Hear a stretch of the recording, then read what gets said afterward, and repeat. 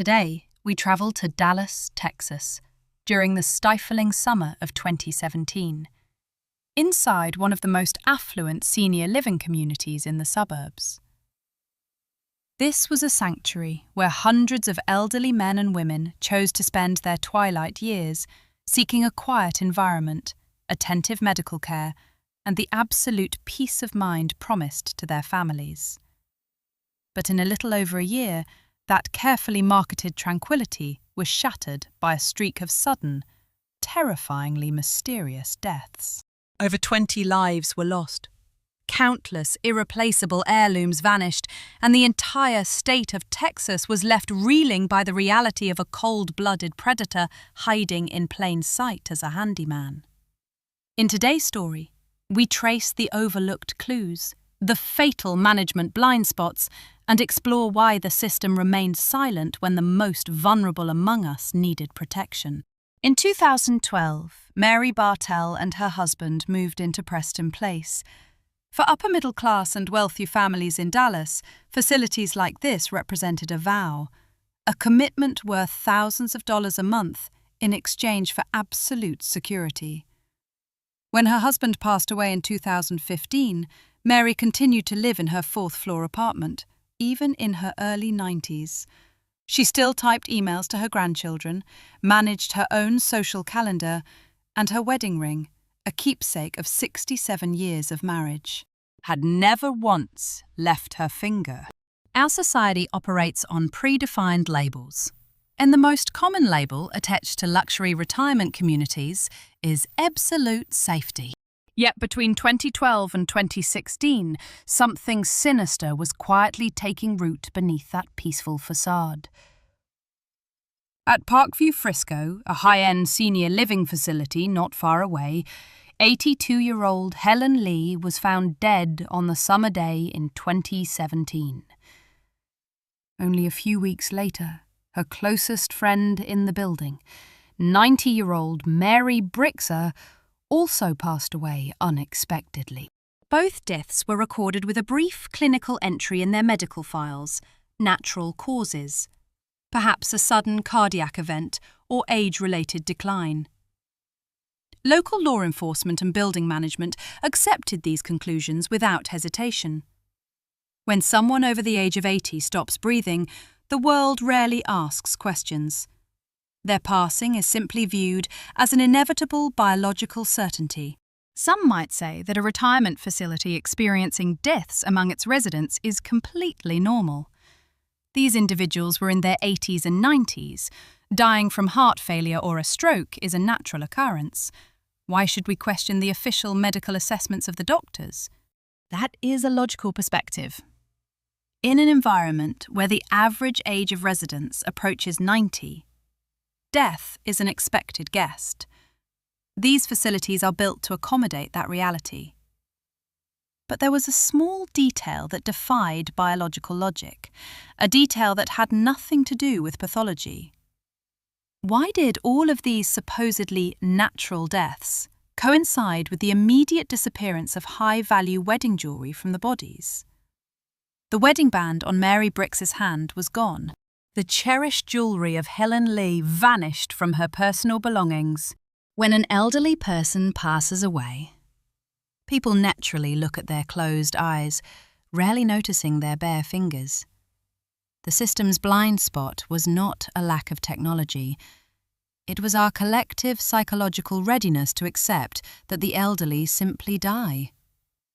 And when we stop asking questions, the doors to a senior sanctuary inadvertently become an open path for a patient predator to step inside. When Helen Lee's family came to gather her belongings at Parkview Frisco, they were met with more than just the grief of loss. They found a scene cluttered with unanswered questions. On the back of the 82-year-old's hand and wrist were dark, crescent-shaped bruises, the kind of trauma left by heavy mechanical pressure, not the natural thinning of aging blood vessels. Her reading glasses, worn for half her life, were discovered under the bed, their metal frames severely twisted out of shape. According to family records, they attempted to bring these anomalies to the local officer assigned to document the scene. The response they received was a dismissive nod and a familiar explanation. When the elderly suffer a stroke, they often fall, convulse, and inflict trauma upon themselves before the heart stops. The bruises were rationalised. The broken glasses were rationalised. The administrative system has an uncanny ability to convert glaring anomalies into routine bureaucracy. However, the boundaries of normalcy began to fracture when theft complaints were no longer isolated incidents. From Preston Place to neighbouring facilities, the total value of missing jewellery was estimated to exceed $500,000. Anxiety spread among the residents.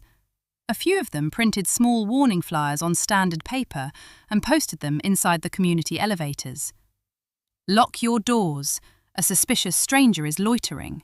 That fragile act of resistance by the elderly survived for less than 12 hours. Edmundo Sanchez, the Community Relations Director of the luxury facility, personally ordered maintenance staff to tear down every single warning flyer. The reasoning, explicitly detailed in internal communications, was clear. To avoid causing unnecessary panic among residents and to protect the facility's brand reputation, when a luxury retirement resort's corporate image and monthly cash flow are placed on the scale, the actual safety of the human beings inside becomes secondary. Sanchez even dismissed the family's concerns with a deeply biased statement, claiming that elderly women frequently misplace jewellery in their underwear drawers and simply forget about it. It could be argued that perhaps a housekeeper or a petty thief from the outside slipped in to steal valuables after the residents had already passed away from sudden medical emergencies. Theft in senior housing is a detestable crime, but there is a vast gulf between petty theft and an active serial killer. We cannot leap to extreme conclusions based on a few missing items. That was a plausible theory. In fact, it was precisely what Dallas police believed for a very long time. Petty theft does not equate to homicide. But there was a data point embedded within the facility's own administrative logs that no one bothered to connect. The historical average mortality rate in the luxury section of Preston Place was roughly 3 deaths per year. Yet, over a brief 3.5-month stretch in 2017, that figure spiked violently with a succession of sudden deaths, all sharing an identical script. The victim died alone in their room. The body was found positioned flat on the bed, and their wedding jewellery was gone. An opportunistic thief might stalk a room to rob the deceased, but a petty criminal cannot manipulate the time of death for dozens of individuals to align perfectly with a specific presence on the property. The truth was not hidden by heavy walls. It was obscured by a critical security flaw that management willfully ignored. The entire 3rd and 4th floor corridors of the premium Preston Place complex completely lacked surveillance cameras. They sold wealthy families an illusion of security, while in reality, leaving an absolute vacuum of accountability. Corporate leadership held all the power and information to mitigate the risks. But when the initial warning signs surfaced, they chose silence to insulate their financial metrics. Who bears the ultimate responsibility when a clear pattern of violence forms, only to be dismissed as the paranoia of old age? The 4th floor corridor doors remained unlocked every afternoon, unmonitored, unguarded, and a tall man carrying a black bag was quietly making his way up the stairs. The morning of May 19, 2018, for 91-year-old Mary Bartell began like any other. She sat at her small, familiar desk, focused on typing an email to her family. The life of a nonagenarian at a place like Preston Place was defined by the comfort of quiet routines. But that routine was abruptly broken by a knock at her door. When she opened the apartment door, Mary did not see any of the familiar maintenance staff from the building.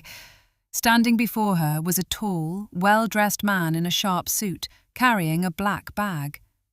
But there was one detail that was entirely out of place with his formal attire. On his hands, he wore bright green rubber gloves. He did not ask for permission to enter. He walked straight inside, forcing the 91-year-old woman back deep into her living room. The only explanation he offered was a cold, direct command. "I'm a maintenance worker checking the pipes. Don't look at my face. Get on the bed." Mary Bartell tried to explain that her apartment did not have any plumbing issues, but the man was not there to negotiate. He used overwhelming physical force to pin her down onto the mattress. What followed was a terrifying blur. A large pillow was pressed firmly over her face. The pressure was suffocating. Mary fought to breathe, her frail fingers clawing at the air in a desperate struggle for survival, before her entire world went dark. Believing she was dead, just like dozens before her, he calmly removed the wedding band from her finger, gathered the remaining jewellery from the room, locked the door from the outside, and walked away. Hours later, a friend from the community discovered Mary motionless. As paramedics rushed the gurney through the fourth-floor hallway, a miracle occurred. Mary Bartell opened her eyes. She could not speak because of the trauma to her airway, but her 91-year-old mind was functioning with absolute clarity. She raised her trembling hand, using her other index finger to point repeatedly at the bare skin where her wedding ring had rested for nearly 7 decades. She was signalling to the world. "This is not a medical emergency. This is a crime scene." At this point, one might question if the victim had just survived a severe, life-threatening trauma. Her cognitive state could have been disoriented or confused due to acute oxygen deprivation. Can a description of a suit-wearing maintenance worker in rubber gloves serve as reliable legal evidence? Or is it merely the fragmented memory of a terrified elderly survivor? If this had been an isolated incident, the testimony of a 91-year-old survivor might have been challenged in court. But this time, Dallas police could not ignore it. Mary Bartell's description of her attacker, nearly 6 feet tall, over 200 pounds, neatly dressed, matched perfectly with a dark file buried deep within their own database. In 2016, 2 years prior to this attack, this exact man, named Billy Chemirmir, had been arrested at a different senior facility using this exact strategy, posing as maintenance to gain unauthorized access to an elderly resident's apartment. The legal system had already processed him once. They knew his face, his methodology, and his preferred targets. Mary's memory was not the delusion of old age. It was the definitive piece that connected a multi-year institutional failure. The recollection of a single survivor accomplished what all the expensive cameras and security gates it pressed in place failed to do: identify the threat. Later that same night, an observant resident in the Preston Place parking lot provided an invaluable clue. A suspicious silver Nissan Altima had been seen idling around the building during the exact hours Mary was attacked. The license plate was recorded. Dallas police immediately tracked the vehicle through regional tracking networks, locking on to the registered owner, Billy Chemirmir. The manhunt was underway. On the afternoon of May 20th, 2018, just 1 day after Mary Bartell survived her ordeal, Billy Chemirmir resurfaced. He wasn't hiding. He was inside a local Dallas Walmart. This time, his focus was locked onto an 81-year-old woman, Lou T. Harris, wearing a red jacket. She was quietly pushing her cart, selecting a few groceries for her home. Store surveillance captured the tall figure moving methodically behind her. He stood 2 aisles away. He turned whenever she turned. He maintained just enough distance to avoid drawing her attention, yet close enough to track her every move. The stalking continued for 20 minutes in a crowded public space. When no one suspected a well-dressed man in a suit, undercover detectives from the Dallas Police Task Force were waiting in an unmarked car outside. They had located Chemirmir's silver Nissan Altima. They watched him leave the Walmart and trailed him through intersections, maintaining a safe distance to avoid compromising the operation. Chemirmir's car eventually pulled into his apartment complex off Coit Road. At the parking lot, detectives closed in as they saw Chemirmir walk briskly toward a large dumpster behind the building. He tossed an object inside and turned to walk away. Instantly, an officer rushed to the dumpster and reached into the trash. The discarded item was a red velvet jewelry box. Inside, a small slip of paper remained, bearing a name: Lou T. Vuong Harris. Police immediately dispatched an emergency unit to Harris's residence. When officers breached the door, the apartment was chillingly quiet. Lou T. Harris was found unresponsive on the living room floor, her red jacket dishevelled. Her body still held the last traces of warmth, but her pulse had stopped. Subsequent forensic examinations confirmed that the 81-year-old woman had lost her life just 1 hour before handcuffs snapped around the wrists of Billy Chemirmir. The police had followed him from the store. They had his license plate. They had the testimony of a living witness. Yet, in a race against a calculated serial offender, the system was outpaced by exactly 60 minutes. That single hour was the dividing line between a human life and a red velvet box tossed into a dumpster. A search of Chemirmir's person and vehicle revealed unused rubber gloves, a large collection of cell phones belonging to elderly individuals, and a fraudulent passport. He had already purchased an international flight to leave the United States. If Mary Bartell had not revived on that gurney the day before, if a neighbour had not written down that license plate, the man in the suit would have vanished into thin air, leaving behind dozens of natural deaths permanently buried beneath the bureaucratic surface. When Billy Chemirmir walked into the courtroom in April 2022, he was no longer carrying a black bag or wearing the attire of a faux maintenance worker. He wore a standard inmate uniform, but his expression and demeanour remained entirely detached. He denied all accusations. He looked directly at the jury and maintained his innocence. But this time, the wall of silence that he and corporate senior living management had inadvertently built was torn down. Prosecutors systematically presented online jewellery transaction logs, eBay accounts registered in his name, and sales records from pawn shops across the Dallas area. His total financial gain from these transactions exceeded $100,000. For Chemirmir, taking a human life involved no complex psychological motive.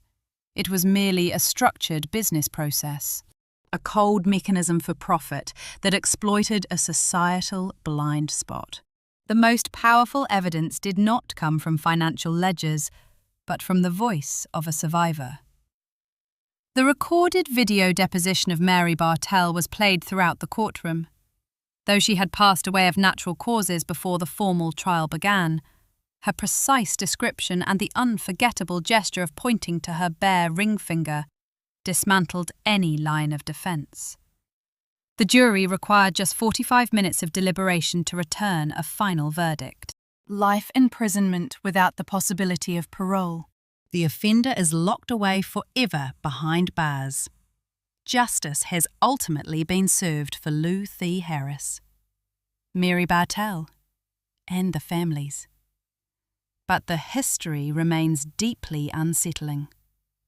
Why was an individual previously arrested for criminal trespass at a senior facility in 2016 allowed to move freely among multiple luxury complexes for years without a single background check.